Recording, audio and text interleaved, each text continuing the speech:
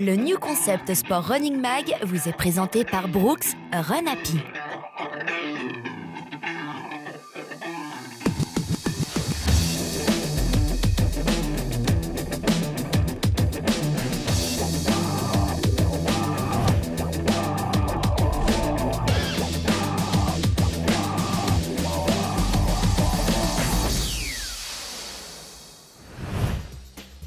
Le mois de septembre fut beau et chaud, et ce n'était d'ailleurs que du bonheur pour courir, comme nous allons vous le montrer lors des reportages du mois à Sarnène et à Carouge. Ce n'est pas tout, vous allez aussi découvrir des tas de conseils judicieux pour aborder l'automne et les courses qui viennent de la manière la plus pro qui soit. Elle manquait tant cette course Run to Run de Carouge. Si particulière et pourtant disparue du calendrier, souvenez-vous, c'était la 10e édition en 2011. Le moins qu'on puisse dire, c'est que son retour fut savoureux et surtout brillant, puisque près de 2000 coureurs lui ont fait la fête sous un chaud soleil de début d'automne. C'était le 27 septembre dernier.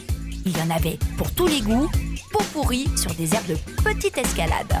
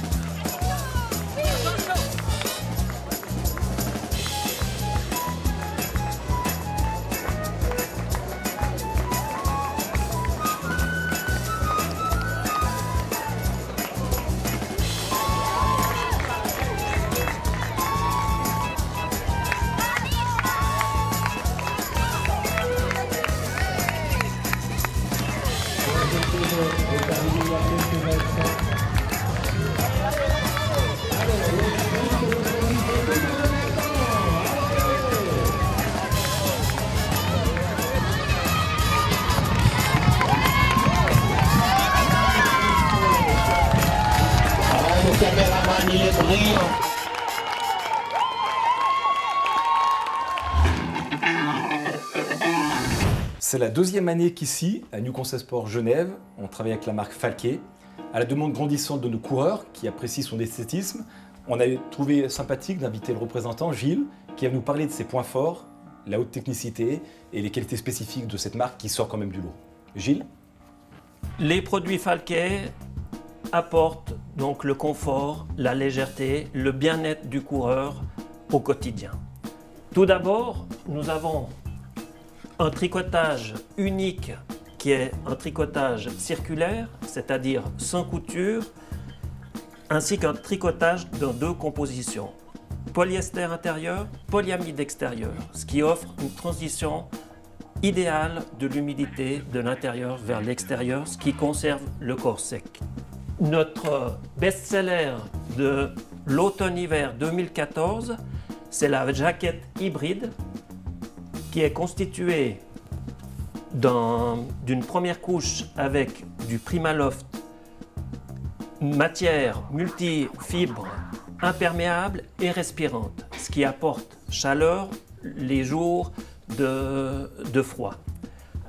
Constituée d'une manche en power stretch, donc élastique, ainsi que le dos également élastique en power stretch. Deux parties qui sont des branchilles qui offrent une sortie d'air, une aération, avec également un côté phosphorescent. Tous nos produits Falquet sont fabriqués en Europe. En conclusion, la marque Falquet, en distribution exclusive sur Genève vous apportera au quotidien un produit d'un confort irréprochable.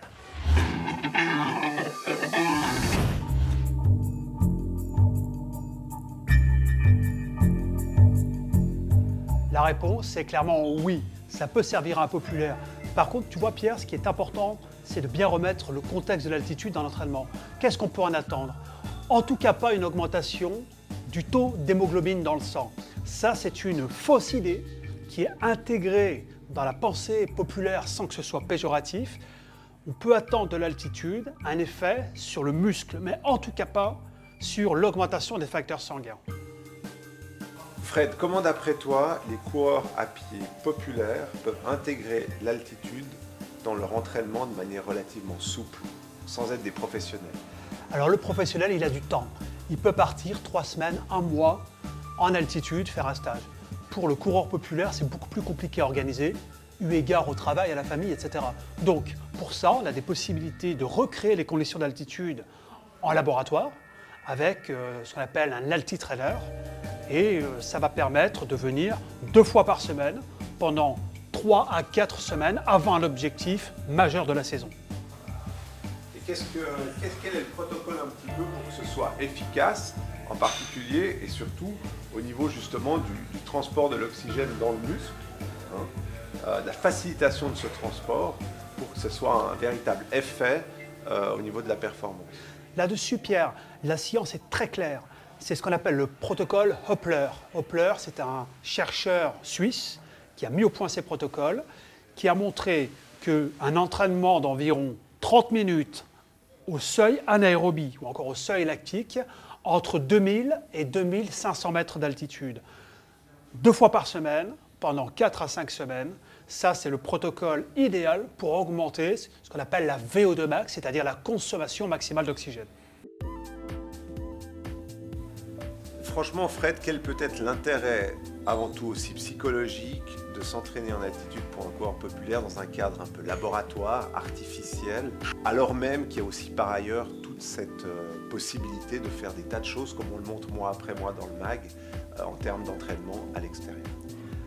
Ce qui est intéressant, c'est varier au maximum les sollicitations. Le fait de faire ce type de protocole, ce n'est pas essentiel, bien entendu. Tu l'as très bien dit, on a beaucoup de choses à faire. Mais ce qui est intéressant, c'est d'un point de vue de la motivation, de savoir que 5 semaines avant un objectif principal, on va pouvoir être pris en charge, être coaché, être suivi. Et parfois, c'est difficile d'assumer tout seul à l'entraînement, au quotidien. Et je pense que là, il peut y avoir un véritable intérêt, même en termes de coaching, au-delà des effets, bien sûr, physiologiques, qui sont absolument réels. Et bien sûr, pour toi, on n'est pas dans une logique dopante. Alors, pour moi, mon avis est évidemment rien, mais mon avis importe peu. Ce qui importe, c'est l'avis qu'a émis le CIO il y a 10 ans maintenant. Le Comité international olympique, avec sa commission médicale, a pris une position très claire et très ferme à ce propos.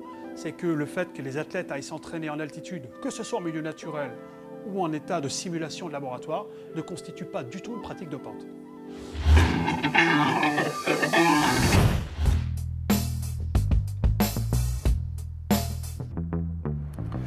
Tout d'abord, il faut dire que la durée de vie d'une chaussure de course à pied, c'est 1000 km. Et 1000 km, c'est la distance que l'on parcourt en une année quand on s'entraîne 2 à 3 fois par semaine. Une chaussure très ancienne qui a plus de 3 ans, même si elle est peu usée, sera elle aussi sans doute morte et peu efficace en termes de prévention, car les mousses EVA, les mousses amortissantes, auront séché.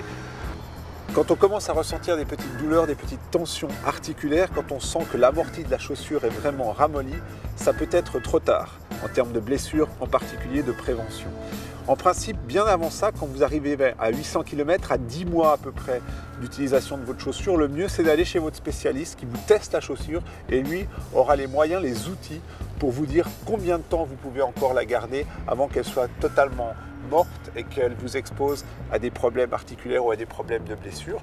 Ça vous donnera également l'occasion peut-être de racheter une nouvelle chaussure et d'alterner entre l'ancienne et la nouvelle lors des premières semaines d'entraînement. C'est chez lui, dans le canton d'Obwald et au bord du lac de Sarnenne, que le grand marathonien Victor Reutlin a décidé de célébrer la fin de sa carrière. Et pour cela, quoi de mieux que d'organiser un grand semi-marathon populaire ?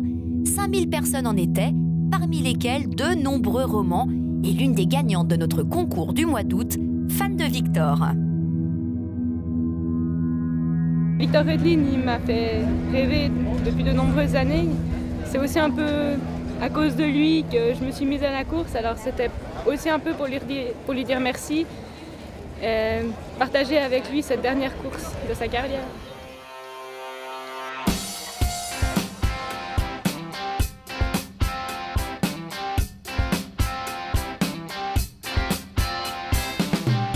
J'étais en Afrique quand il est devenu champion d'Europe.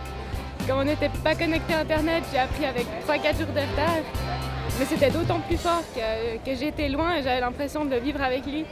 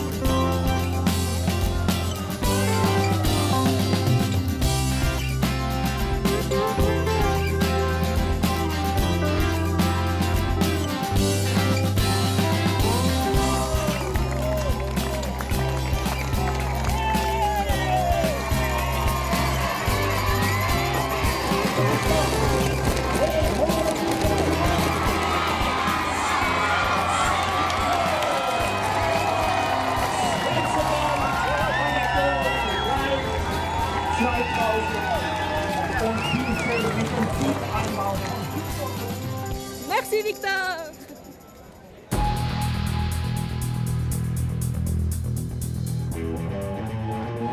La Forerunner Instinct ne fait pas partie de la gamme des montres GPS Garmin. Et c'est donc la réponse B qu'il fallait donner afin de gagner les 2 Garmin Forerunner 15 d'une valeur de 229 francs chacune. Les grands vainqueurs sont Jacqueline Lugrin et Olivier Gillard. Bravo à eux.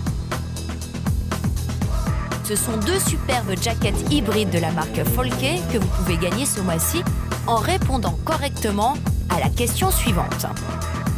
Quelle fut l'innovation majeure de l'histoire de la marque de textile allemande Folke ? A. L'invention d'une fibre à la légèreté révolutionnaire. B. L'invention de la première chaussette antidérapante. C. L'invention de la chaussette ergonomique droite-gauche. Envoyez dès maintenant votre réponse avec vos coordonnées à l'adresse suivante mag@ncssport.ch.